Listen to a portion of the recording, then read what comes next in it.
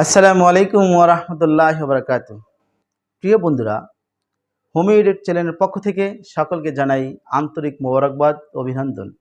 আমি ডাক্তার ইসমাইল হোসেন রিয়াজ স্বাস্থ্য বিষয়ক নানা ধরনের পরামর্শ নিয়ে নতুন ভিডিও নিয়ে আপনাদের সামনে হাজির হই। আমাদের হোমিও এডুকেট চ্যানেলের উদ্দেশ্য হচ্ছে নানা ধরনের স্বাস্থ্য বিষয়ক নানা ধরনের পরামর্শ প্রদান করা, রোগ সম্পর্কে সচেতন করা, রোগীর পথ্য অনুযায়ী পথ্যর ব্যবস্থা, কী খেলে রোগীকে সুস্থ হবে, ওষুধ ছাড়া কীভাবে সে সুস্থ থাকবে এবং কোন রোগ হয়েছে সেই রোগের কী ধরনের টেস্ট, প্যাথোলজিক্যাল টেস্ট, বিভিন্ন ধরনের টিপস আমরা দিয়ে থাকি। আমাদের হোমিওডের এটি আমাদের লক্ষ্য, এটি আমাদের উদ্দেশ্য, যাতে করে একজন রুগ্ন মানবতার সেবায় আমরা মানুষদেরকে এতটুকু বুঝ দিতে পারি, যাতে করে মানুষরা এখান থেকে আমাদের আলোচনা শুনে কোন ধরনের চিকিৎসা করবে, কী চিকিৎসা করবে সেটাতে সে দ্রুত পেয়ে যায়। তো বন্ধুরা, আমার পূর্ববর্তী কিছু ভিডিও ছিল, সেই ভিডিওটির সাথে আপনারা কনস্টিপেশনের আলোচনা ছিল। পূর্ববর্তী ভিডিও ছিল আমার কনস্টিপেশন, পায়খানা কষা, মল শক্তর জটিলতাগুলা। আজকে আমি আলোচনা করব কনস্টিপেশন, মল শক্ত দূর করার লাইফস্টাইল, মানে কিভাবে আমি দূর করতে পারি, নিজের থেকে ওষুধ ছাড়া কিভাবে দূর করতে পারি, সেই বিষয় নিয়ে আজকে আমি আলোচনা করব। যাই হোক বন্ধুরা, চলুন চলে যাই মূল আলোচনায়। তবে এখনও আমাদের চ্যানেলটি যারা সাবস্ক্রাইব করে নেই, দয়া করে আমাদের চ্যানেলটি সাবস্ক্রাইব করে দিন, পাশে থাকা বেল আইকনটি প্রেস করে রাখুন, যাতে করে আপনার আমাদের নতুন ভিডিও আপনার কাছে পৌঁছে যায়।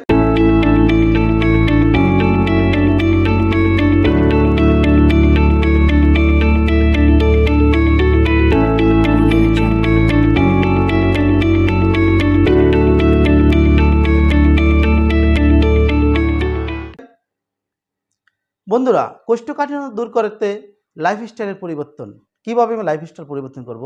মলত্যাগের বেগ হোক বা না হোক, প্রতিদিনই একটি নির্দিষ্ট সময় টয়লেটে বসবেন, মানে আর অভ্যাস করে নিতে হবে। ইংরেজি একটা বাক্য আছে, দি মেক দি হ্যাবিট ইট, যে তুমি অভ্যাস গড়ে নাও, অভ্যাস তেমন গড়ে নিব। যেমন একটা মানুষ ফজর নামাজ পড়তে পারে না, মনে করেন এরকম 10 দিন 1 মাস ফজরের ওয়াক্ত হয়েছে, আমি ফজরের সময় উঠে গেলাম, একদিন আমার এমনিতেই আমার নিজেই সজাগ হয়ে যাবো। এই জন্য লাইফস্টাইলকে চেঞ্জ করে নেওয়া। মলত্যাগের বেগ হওয়া হোক বা না হোক, প্রতিদিনই একটি নির্দিষ্ট সময়ে টয়লেটে বসবেন, এতে অল্প কিছুদিনের মধ্যেই ওই সময় মলত্যাগের অভ্যাস গড়ে উঠবে। দুশ্চিন্তা থেকে মুক্ত থাকুন। যারা দুশ্চিন্তাগ্রস্ত করতেছেন, দুশ্চিন্তা থেকে মুক্ত থাকবেন। নিয়মিত হাঁটাহাঁটি ও ব্যায়াম করার অভ্যাস করুন। সকাল বিকাল একটা টাইম মেনটেন করে নেবেন, যে এই টাইমটা যদি আপনি হাঁটেন, এতে শরীরও ভালো থাকে, সুস্থ থাকে এবং মল ক্লিয়ার হবে, এবং সেখান থেকে আপনার লাইফস্টাইলটা চেঞ্জ করলে কোষ্ঠকাঠিন্য থেকে দূর হওয়া সম্ভব হবে। কোনো রোগের জন্য হয়ে থাকলে তার জন্য চিকিৎসা নিন। যে আপনি একটা রোগে ভুগতেছেন, যেমন অধিক দিন পর্যন্ত যে কোনো রোগে যদি ভোগে, আমরা জানি অ্যালোপ্যাথিক অ্যান্টিবায়োটিক সেবনের কারণে অনেক সময় পায়খানা কষা হয়, পানি পিপাসা লাগে, অনেক অস্থিরতা লাগে, সেখান থেকে আপনার পরিত্রাণ পেতে হবে।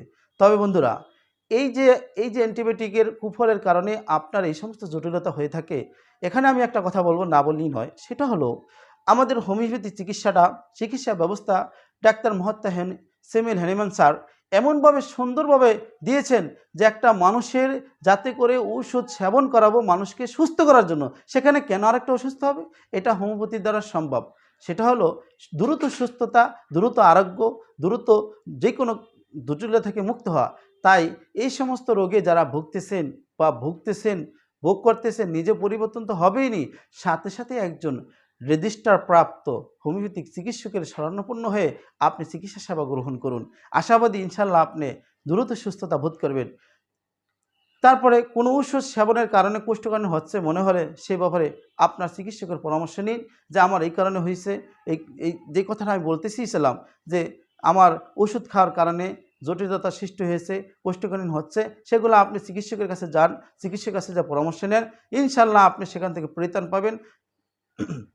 কোষ্ঠকাঠিন্য যা করা উচিত নয়, যে কোষ্ঠকাঠিন্যে হইলে আমার যদি যেই পায়খানা কষা হয়, মলটা শক্ত হয়, আমি যা করতে পারবো না, তার ভিতরে একটা হলো পায়খানা বেগ ধরলেই নানা অজুহাতে দেরি করা।